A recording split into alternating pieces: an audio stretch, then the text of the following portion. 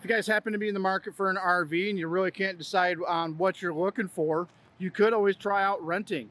That's right, here at Cortland RV, we rent them out as well. So you can see these guys right here in front of me. We're missing one out of our fleet.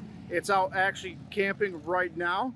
But we'll have everything from bunkhouses to a 3-person sleeper down to the Rock 12,000s with the outside kitchen, a little micro toy hauler, and then even a Sunset Park 129.